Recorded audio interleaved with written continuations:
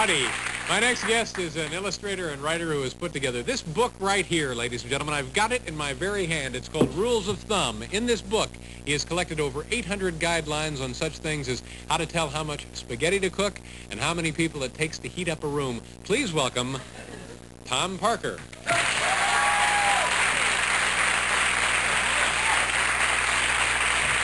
Nice to see you, sir.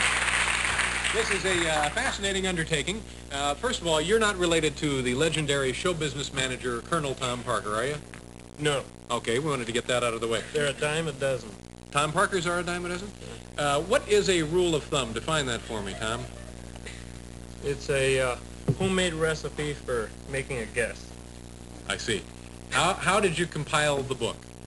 I put together a mailer, and I sent it to everybody I could think of, experts and Famous people, non-famous people, know-it-alls, Mm-hmm. and I included return postage, and I just waited for the flood to come back. Did you get a pretty good response? I got a flood.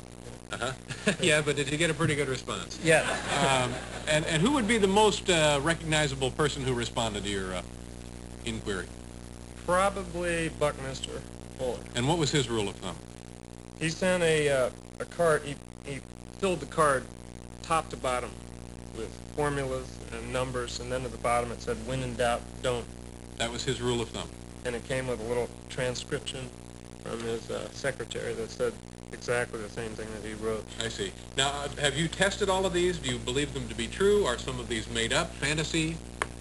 Yes, I think. Yes to all of those. Okay. I think I said at the beginning that people should send what they thought were rules of thumb, All or right. what they considered to be rules of thumb, or anything that would work for them, or. Let's go through the book here and just start chatting about rules of thumb.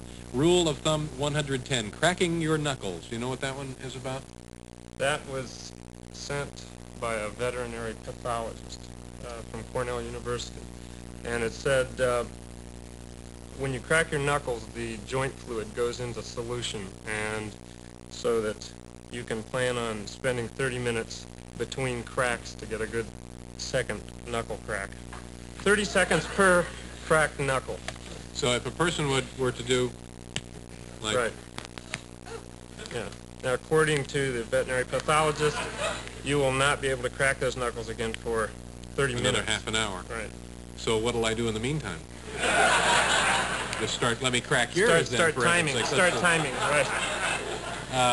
All right, takes about and that's you're just cracking the bubbles that accumulate in that fluid. Apparently, is that what that is? the fluid in your joint goes into vaporizes, And I guess we all know how painful that can be. Now, 176, Tom, handling test equipment. I'm not sure what that means. Test equipment. What would that be? I had the rule of thumb brochure put on a National Research and Defense Computer Network secretly, asking for technical rules of thumb. That one, I think, was sent by somebody working on the B-1 bomber program. And they said if you're working with sticky gauges or test equipment, testing materials, don't tap the face of the sticky gauge any harder than you tap the bridge of your nose.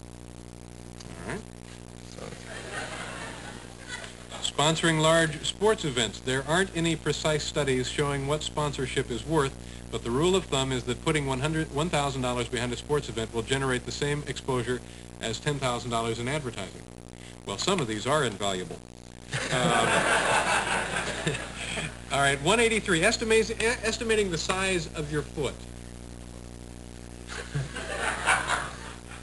The rule of thumb is the distance from your wrist to your elbow is the length of your foot. I'm not really sure how handy that is. So from about here? Well, it's is there a large part of the population that doesn't know the size of their foot? Yeah, well, there's... All right, so it would be from...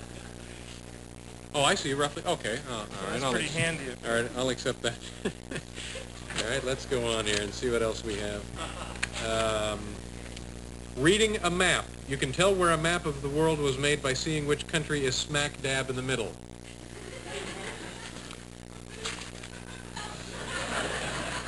Photographing a car.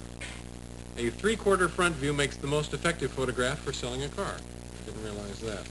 These are all quick, easy things that you can you can probably get away with. Right. Now here's one that Paul asked me about 2 days ago. Sloping sewer pipes. Sewage flows best in a pipe that is sloped. Here it is, Paul. 1/4 inch per foot. There you go. Yeah, per foot.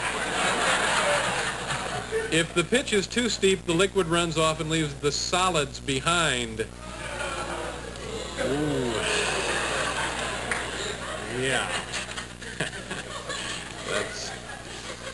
All right, Tom. Taking a federal exam. What is the rule of thumb for somebody taking a federal exam?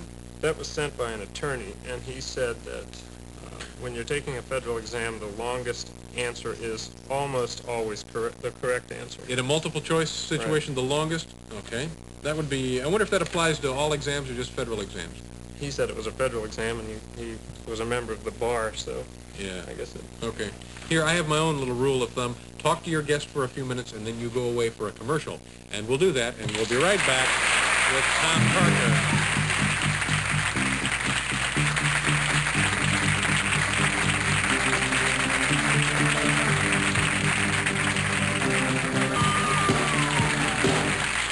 Okay, we're back with Tom Parker. The name of the book is Rules of Thumb. There are some interesting things in here. Rule of Thumb 175, petting a horse. Rub a horse's face and ears as gently as you would pet a cat. And also, just before you saddle up your cat, rub his ears gently also. Carrying a gun. This would be for some of the band members. If you can see the slightest part of the opening at the end of someone else's gun barrel, oh, this happened at a party the other night, they are not handling their gun safely. The slightest part of the opening at the end of someone else's gun barrel. And it sounds like you will shortly be a ghost. There's one also in here about height. What, do you remember the number on that one, Tom? 793. 793. Another rule of thumb, when you're lost, ask Tom. 793.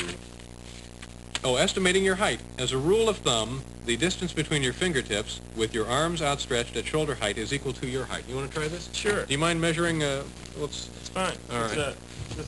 This works for the people that need to know how to estimate the length of their foot. That's right. I think I may have gotten about an inch shorter since it was last measured.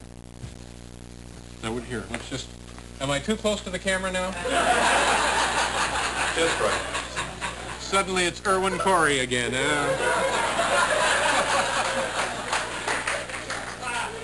All right, now I just like this, Tom.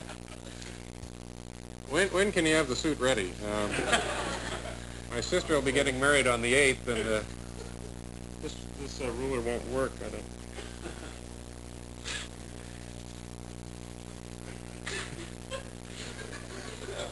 Okay. All right, what do we have there? You've got 1 length plus 15, that'd be 75 inches. So that's what, roughly 6'8", 6'9"? Well, 72 is 6 feet, 70 is 6'3". Does it say anything in there about me having the strength of 10 men? I don't think so. Well, so that works pretty well, doesn't it? I don't know how tall you are. I was going to measure you. Well, oh, okay. You want to measure me now? Well, I am 6'2", 2.5", Great. right in there. All right. Well, one more minute here, Tom. How tall are you, by the way? 72. That'd be 6 feet. All right. Let's see. Stopping a car. If you can't see the rear tires of the car in front of you at a stoplight, you're too close. Mm-hmm. Stopping a car, also. If you can't see the license plate of the car in front of you at a stoplight, you're too close. Stopping a car. If you can't read the odometer of the car in front of you at a stoplight, you're too far back. Those are conflicting rules sent by various people. Using a paint roller.